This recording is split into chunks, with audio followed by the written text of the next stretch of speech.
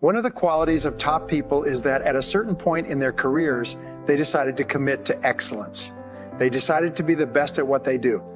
They decided to pay any price, make any sacrifice, and invest any amount of time necessary to become very good in their chosen fields. And as a result of this decision, they pulled away from the pack of average performers and moved themselves upward into the income category, where today they earn 3, 4, 5, and 10 times as much as their peers who have not made this commitment. When I started my sales career many years ago, someone told me about the 80-20 rule as it applied to sales. He said that 20% of the salespeople made 80% of the money. This means that 80% of the salespeople only make 20% of the money, and they have to divide it amongst themselves. At that point, many years ago, I decided that I would prefer to be a member of the top 20% rather than the bottom 80%. This decision changed my life forever.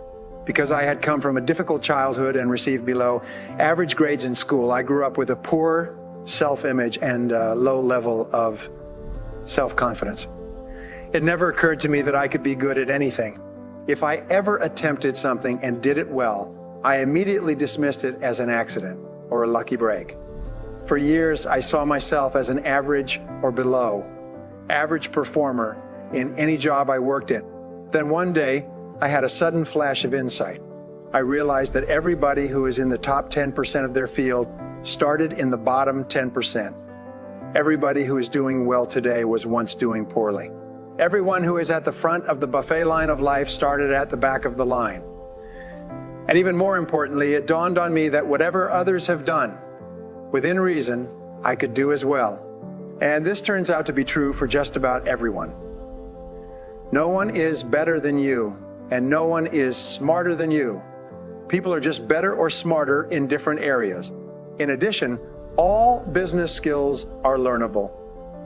People who are doing better in some area of business have learned the essential skills in combination with other skills. If you are not achieving what others are achieving, it simply means that you've just not learned these skills yet.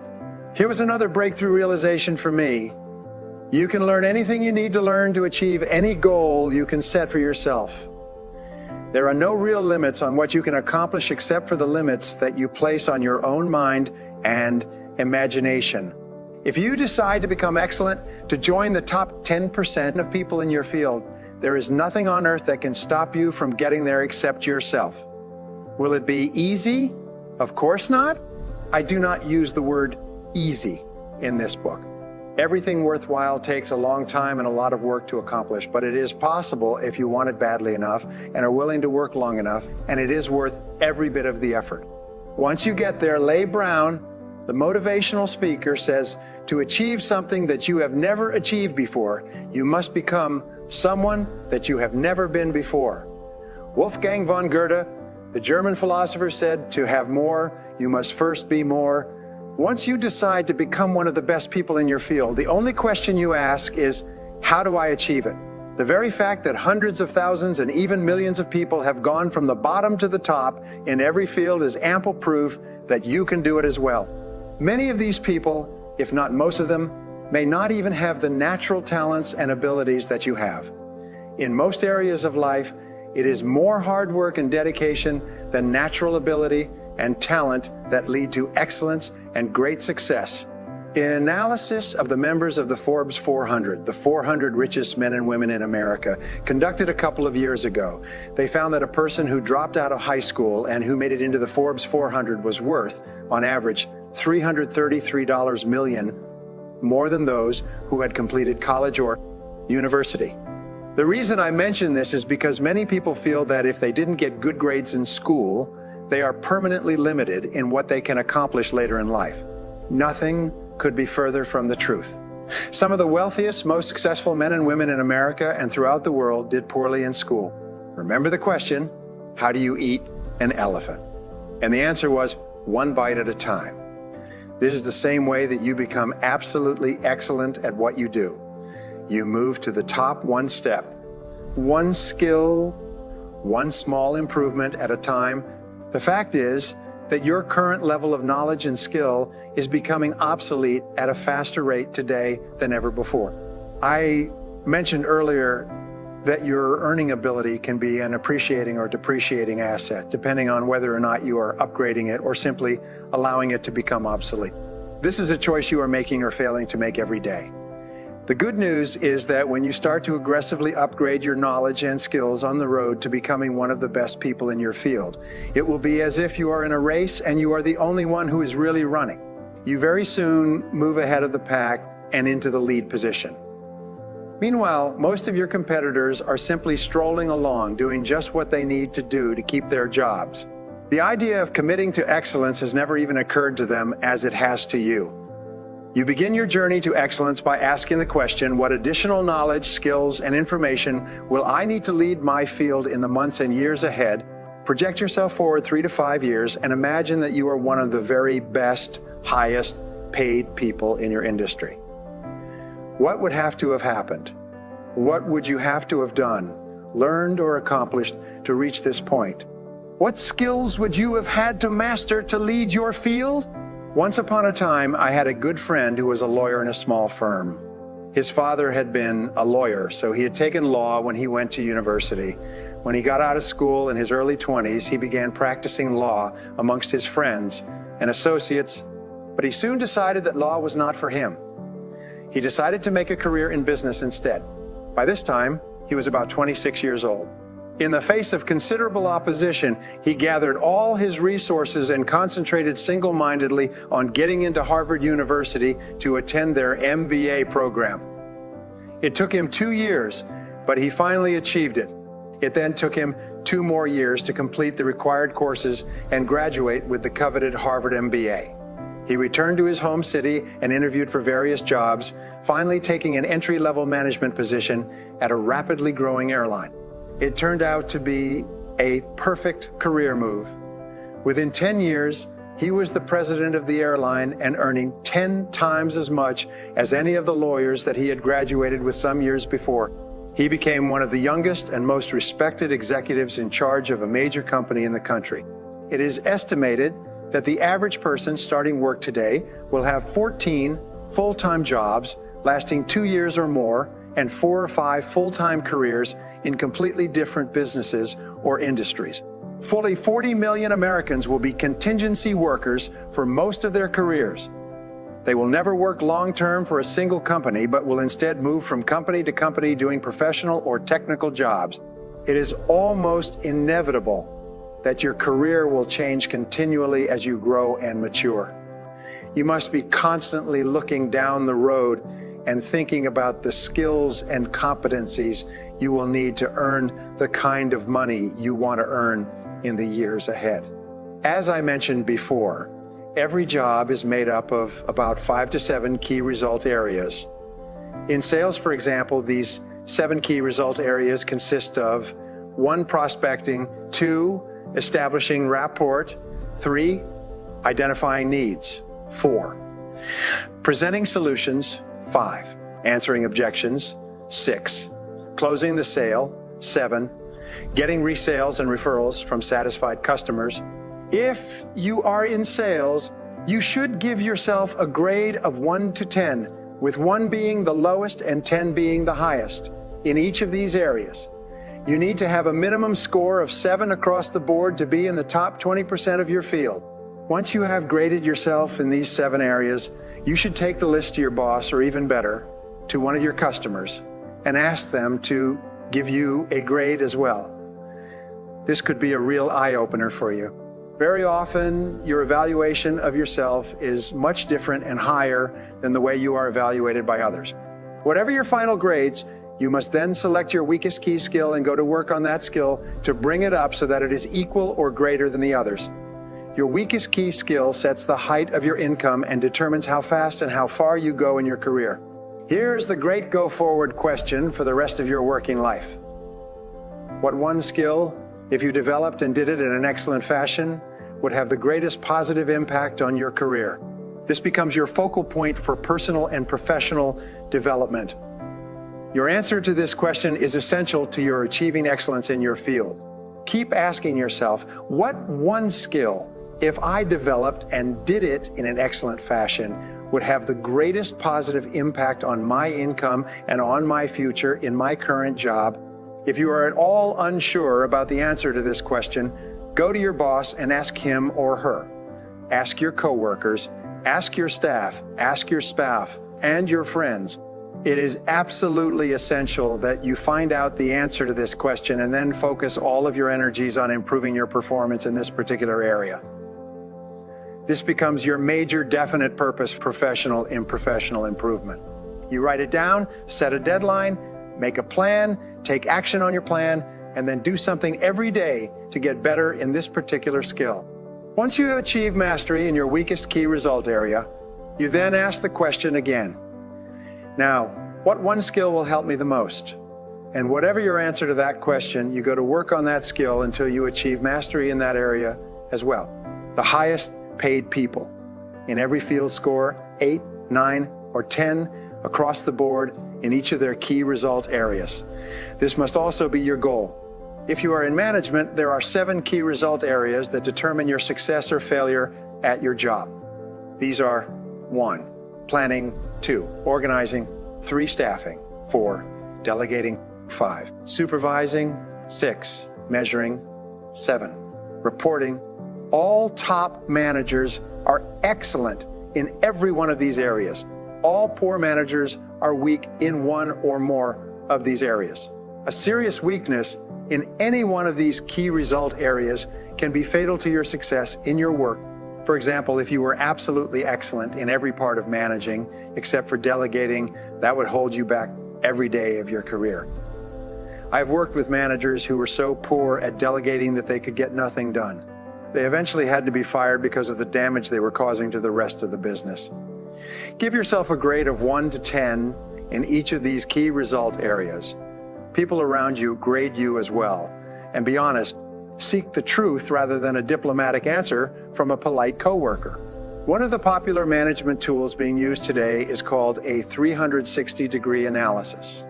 In this type of analysis, a survey is given to several people who report to a particular manager. The survey is filled out anonymously, and all the surveys are returned to an outside consultant who summarizes the answers on the survey. This summary of answers is then given to the manager so that he or she can see how he or she is perceived by others. It often comes as quite a shock to the manager. For example, the manager will say, "I make careful and thoughtful decisions," but the staff will say he is weak, indecisive, and insecure when it comes to making decisions. In a recent management study, 75% of all managers rated themselves in the top 25% of managers in terms of effectiveness. Most managers rated themselves in the top 20% in terms of personality and intelligence as well. We have a natural tendency to rate ourselves very highly, no matter what the quality or characteristic. This is why it is so helpful for a person to be rated by his or her peers on a regular basis. Once you have determined the key result area where you want and need to improve the most, you set it as a goal, make a plan, determine a standard, and set a deadline. Then you go to work to improve yourself in that area. Every day, in a week, a month, or a year, you will look back and you will be absolutely excellent in that skill area. You will have become an expert. Accept yourself the way you are. One of the most popular business books in recent years is called First, Discover Your Strengths. This book follows from an earlier bestseller, First, Break All the Rules. The common conclusion of both of these books is that people don't change. You are born with certain natural skills, abilities, tendencies, strengths, weaknesses, and talents. These emerge in early life and usually crystallize in your late teens. They do not change very much over the course of your lifetime. One of the most important things you do in your career is to identify what it is that you are really good at or what you can become good at, and then put your whole heart into becoming excellent in that area. Mary Baker Follett, a management consultant in the 1920s, once wrote, "The very best direction to ride a horse is in the direction it is going." The very best way to develop yourself is in the direction of your natural talents and interests. Jim Cathcart, the author and speaker, says, "Nurture your nature." This is extremely important advice that you should follow throughout your career. You are put on this earth with special talents and abilities that make you unique and different from all other people who have ever lived. Throughout your life, you have often found yourself in an area of activity where your special talents and abilities have enabled you to accomplish more and enjoy what you are doing at a higher level than anything else you could do. One of your great goals in life is to identify and isolate the one or two things that you can do better and enjoy more than anything else, and then concentrate on becoming absolutely excellent in those areas. Michael Jordan, the basketball player, once said, "Everybody has talent, but ability takes hard work." The poet Longfellow once wrote, "The great tragedy of the average man is that he goes to his grave with his music still in him." You could struggle for years at a job for which you were ill-suited and then find yourself in the perfect field and make more progress in a couple of years than you had made in the 20 years preceding. Napoleon Hill once wrote that the key to success in America is for you to find out what you really love to do and then find a way to make a good living doing it. Most self-made millionaires say, "I never worked a day in my life." What they did was to find out what they really enjoyed, and then they did more and more of it. There are 8 ways for you to identify and determine your special talents and what you are uniquely suited to do. Here they are. First, you will always be the best and happiest at something that you love to do. If you could afford it, you would do it without pay. It brings out the very best in you, and you get a tremendous amount of satisfaction and enjoyment when you are engaged in that particular work. Second, you do it well. You seem to have a natural ability to perform in this area. Third, this talent has been responsible for most of your success and happiness in life up until now. From an early age, it is something that you have enjoyed doing and from which you got the greatest rewards and compliments from other people. Fourth, it is something that was easy for you to learn and easy to do. In fact, it was so easy to learn that you actually forgot when and how you learned it. You just found yourself doing it easily and well one day. Fifth, it holds your attention. It absorbs you and fascinates you. You like to think about it, read about it, talk about it, and learn about it. It seems to attract you like a moth to a flame. Sixth, you love to learn about it and become better at it. All your life, you have a deep inner desire to really excel in this particular area. Seventh, when you do it, time stands still. You can often work in your area of special talent for long periods without eating or sleeping, hour after hour. Eighth, you really admire and respect other people who are good at what you are most suited to do. You want to be like them and be around them and emulate them in every way. If the above descriptions apply to anything that you are doing or anything that you have done in the past, they can lead you into what you were uniquely put on this earth to do, to your heart's desire. Your natural talents are inborn and easy to develop. They are programmed into your subconscious mind. They are what you were put on this earth to do. Your job is to discover this area of natural talent and ability and then to develop it throughout your life. Many skills are complementary. They are dependent on each other. This means that you must have one skill at a certain level in order to use your other skills at a higher level.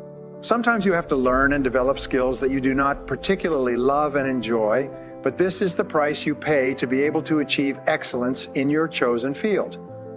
Here's the rule. You could be only one skill away from doubling your productivity, performance, and income. You may only need to bring up your skill level in one area for you to be able to use all of your other skills at a higher level. Remember that all business skills are learnable. Business skills are not genetically determined. If there is any business skill that you need to learn to realize and utilize your full potential, you can learn it by practice and repetition. It is quite common that if you are weak in a particular skill, you will avoid taking action in that skill.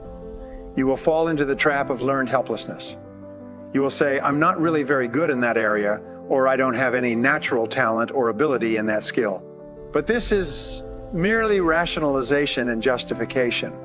If the skill is important enough to you, you can learn it. The very worst decision of all is for you to allow yourself to be held back for months or years because you lack a single simple skill that is readily learnable through dedication and determination. Don't let this happen to you.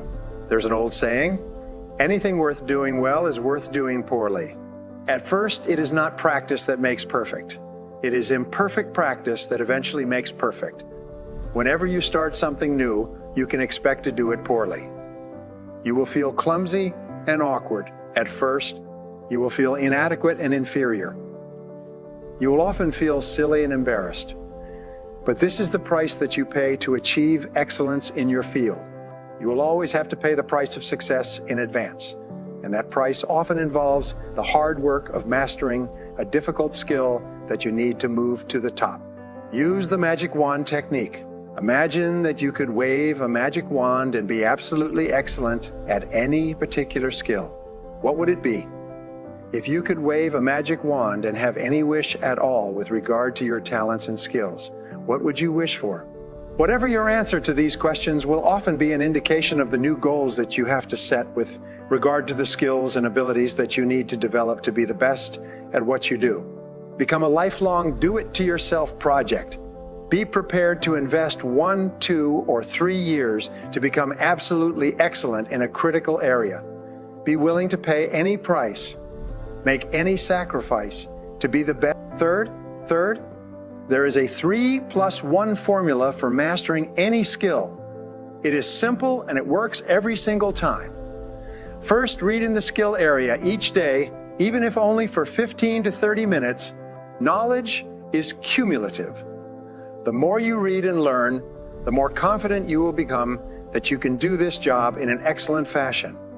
Second, listen to educational audio programs on the subject in your car. The average driver today spends 500 to 1,000 hours each year in their car driving around. During the day, turn driving time into learning time. You can become one of the best educated people in your field by simply listening to audio programs in your car rather than music. Third, attend seminars and workshops on your subject. Many people's lives have been changed completely by attending a single 1 or 2 day seminar on a key subject. Forever after, they were completely different in that area.